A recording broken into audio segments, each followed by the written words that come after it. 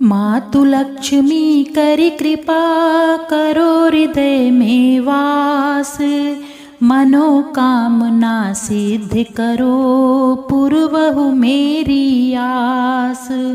यही मोर अरदास हाथ जोड़ विनती करूं, सब विधि करो सुवास। जय जननी जगदम्बिके।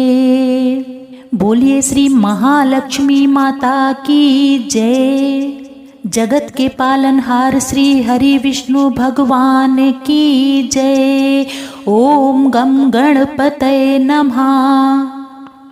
एक समय महर्षि श्री वेद व्यास जी हस्तिनापुर पधारे। उनका आगमन सुन महाराज धृतराष्ट्र उनको आदर सहित राजमहल में ले आए।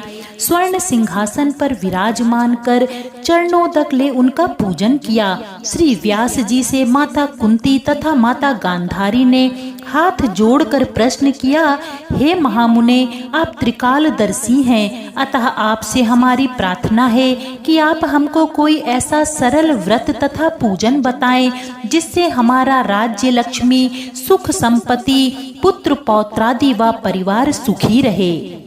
इतना सुनकर श्री वेद व्यास जी कहने लगे, हम एक ऐसे व्रत का पूजन व वर्णन कहते हैं जिससे सदा लक्ष्मी जी का निवास होकर सुख समृद्धि की वृद्धि होती है।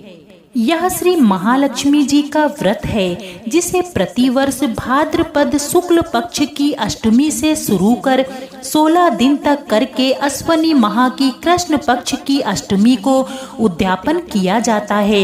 इस व्रत को 16 दिन नहीं तो 8 दिन, 8 नहीं तो 3 दिन तक करने का विधान है। इस व्रत को सभी मनोकामना पूर्ण करने वाला माना जाता है। इसमें माँ गौरी यानी पार्वती जी और देवी माँ लक्ष्मी का पूजन किया जाता है। यह व्रत सुख संपन्नता प्रदान करता है। ऐसी धार्मिक मान्यता है कि गौरा माता और महालक्ष्मी के जिस रूप की पूजा की जाती है वो देवरानी जेठानी है। वह अपने 2 बच्चों को साथ लेकर इन दिनों मायके आती हैं, जहां उनका भव्य स्वागत किया जाता है। पहले दिन स्थापना, दूसरे दिन भोग और तीसरे दिन हल्दी कुमकुम के साथ माता की विदाई करते हैं। माँ महालक्ष्मी अपने पूरे परिवार सहित घर आकर सुख संपन्नता का आशीर्वाद दें तथा हमारे घर में ही सदा सर्वदा विराजमान रहें, इसी कामना के साथ यह उत्सव मनाया जाता है। तब माताओं ने कहा कि हे महामुने, इस व्रत की विधि हमें विस्तार पूर्वक बताने की कृपा करें। तब व्यास जी बोले, हे देवी, यह व्रत भाद्रपद शुक्ल अष्टमी से शुरू किया जाता है। इस दिन स्नान करके 16 सूत के धागों का डोरा बनाएं, उसमें 16 गांठ लगाएं, हल्दी से पीला करें। प्रतिदिन 16 दूब व 16 गेहूं डोरे को चढ़ाएं। आश्वनी कुंवार कृष्ण अष्टमी के दिन उपवास रखकर मिट्टी के हाथी पर श्री महालक्ष्मी जी की प्रतिमा स्थापित कर विधि पूर्वक पूजन करें। इस प्रकार श्रद्धा भक्ति सहित महालक्ष्मी जी का व्रत पूजन करने से आप लोगों की राज्य लक्ष्मी में सदा अभिवृद्धि होती रहेगी। इस प्रकार व्रत का विधान बताकर श्री वेद व्यास जी अपने आश्रम को प्रस्थान कर गए। इधर समय अनुसार भाद्रपद शुक्ल अष्टमी से गांधारी तथा कुंती अपने अपने महलों में नगर की स्त्रियों सहित व्रत का आरंभ करने लगी। इस प्रकार 15 दिन बीत गए। 16वें दिन अश्वनी कृष्ण अष्टमी के दिन गांधारी ने नगर की सभी प्रतिष्ठित महिलाओं को पूजन के लिए अपने महल में बुलवा लिया। माता कुंती के यहाँ कोई भी महिला पूजन के लिए नहीं आई। साथ ही माता कुंती को भी गांधारी ने नहीं बुलाया। ऐसा करने से माता कुंती ने इसे अपना बड़ा अपमान समझा। उन्होंने पूजन की कोई तैयारी नहीं की एवं उदास होकर बैठ गईं। जब 5 पांडव युधिष्ठिर, अर्जुन, भीम, नकुल और सहदेव महल में आए तो कुंती को उदास देखकर पूछा, हे माता, आप इस प्रकार उदास क्यों हैं? आपने पूजन की तैयारी क्यों नहीं की? तब माता कुंती ने कहा, हे पुत्र, आज महालक्ष्मी जी के व्रत का उत्सव गांधारी के महल में मनाया जा रहा है। उन्होंने नगर की समस्त महिलाओं को बुला लिया है और उसके 100 पुत्रों ने मिट्टी का एक विशाल हाथी बनाया है, जिस कारण सभी महिलाएं उस बड़े हाथी का पूजन करने के लिए गांधारी के यहाँ चली गईं। लेकिन मेरे यहाँ कोई नहीं आई। यह सुनकर अर्जुन ने कहा, हे माता, आप पूजन की तैयारी करें और नगर में बुलावा लगवा दें कि हमारे यहाँ स्वर्ग के ऐरावत हाथी की पूजा होगी। इधर माता कुंती ने नगर में ढिंढोरा पिटवा दिया और पूजा की विशाल तैयारी होने लगी। उधर अर्जुन ने बाण के द्वारा स्वर्ग से ऐरावत हाथी को बुला लिया। इधर सारे नगर में शोर मच गया कि कुंती के महल में स्वर्ग से इंद्र का ऐरावत हाथी पृथ्वी पर उतरकर पूजा जाएगा। समाचार को सुनकर नगर के सभी नर नारी बालक एवं वृद्धों की भीड़ एकत्र होने लगी। उधर गांधारी के महल में हलचल मच गई। वहां एकत्र हुई सभी महिलाएं अपनी अपनी थालियां लेकर कुंती के महल की ओर जाने लगीं। देखते ही देखते कुंती का सारा महल ठसाठस भर गया। तब माता कुंती ने ऐरावत को खड़ा करने हेतु अनेक रंगों के चौक पुरवाकर नवीन रेशमी वस्त्र बिछवा दिए। नगरवासी स्वागत की तैयारी में फूल माला अबीर गुलाल केसर हाथों में लिए पंक्तिबद्ध खड़े हो गए। जब स्वर्ग से ऐरावत हाथी पृथ्वी पर उतरने लगा तो उसके आभूषणों की ध्वनि गूंजने लगी। ऐरावत के दर्शन होते ही जय जयकार के नारे लगने लगे। सायंकाल के समय इंद्र का भेजा हुआ हाथी ऐरावत माता कुंती के भवन के चौक में उतर आया।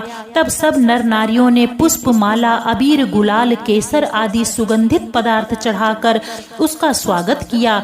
राज्य पुरोहित द्वारा ऐरावत पर महालक्ष्मी जी की मूर्ति स्थापित करके वेद मंत्रोच्चार द्वारा पूजन किया गया। नगरवासियों ने भी महालक्ष्मी पूजन किया।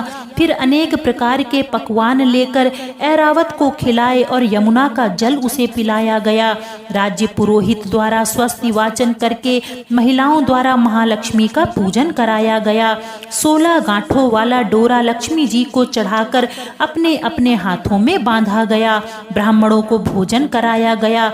दक्षिणा के रूप में स्वर्ण आभूषण वस्त्र आदि दिए गए।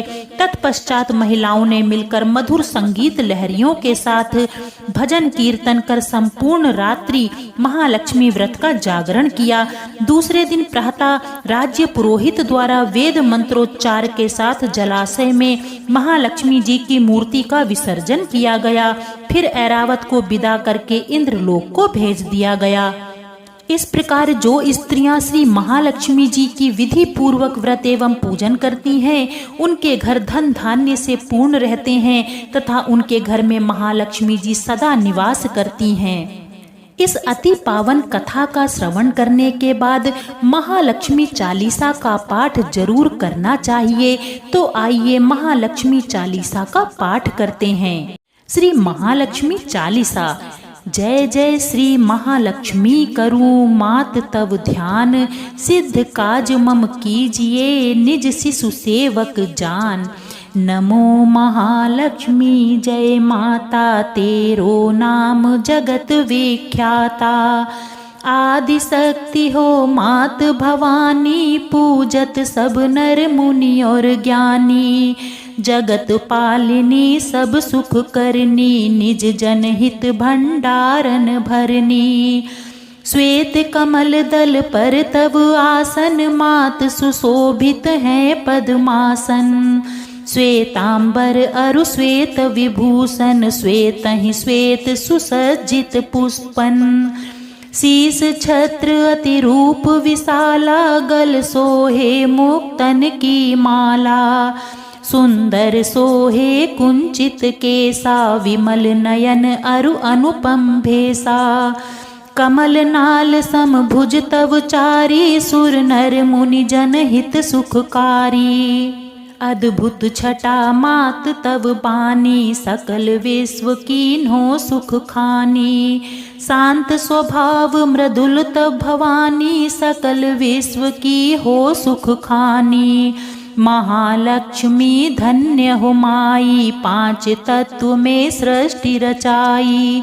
जीव चराचर तुम उपजाए, पशु पक्षी नर नारी बनाए। क्षिति तल अगणित वृक्ष जमाए, अमित रंग फल फूल सुहाए। छवि बिलोक सुर मुनि नर नारी, करे सदा तव जय जयकारी। सुरपति और नरपत सब ध्यावें, तेरे सम्मुख शीस नवावें। चारहु वेदन तब यस गाया, महिमा अगम पार नहीं पाया। जा पर करहु मातु तुम दाया, सोई जग में धन्य कहाया। पल में राजहि रंक बनाओ, रंक राव कर विलम न लाओ। जिन घर करहु मात तुम बासा, उनका यस हो विश्व प्रकाशा। जो ध्यावे सो बहु सुख पावे, विमुख रहे और दुख है उठावे। महालक्ष्मी जन सुख की दाई, ध्याऊं तुमको शीस नवाई। निज जन जानि मोहि अपनाओ, सुख संपत्ति दे दुख को नसाओ।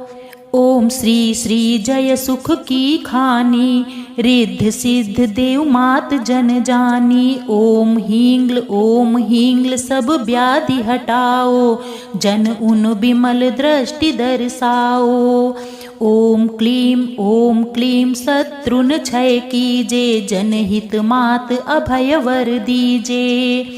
ओम जय जयती जय जननी, सकल काज भगतन के सरनी। ओम नमो नमो भव निधि की तारणी, तरणी भंवर से पार उतारणी।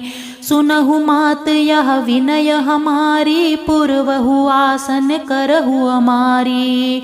ऋणी दुखी जो तुमको है ध्यावे, सो प्राणी सुख संपत्ति पावे। रोग ग्रसित जो ध्यावे कोई, ताकि निर्मल काया होई। विष्णु प्रिया जय जय महारानी, महिमा अमित न जाय बखानी। पुत्रहीन जो ध्यान लगावे, पाए सुत अतहि हुलसावे।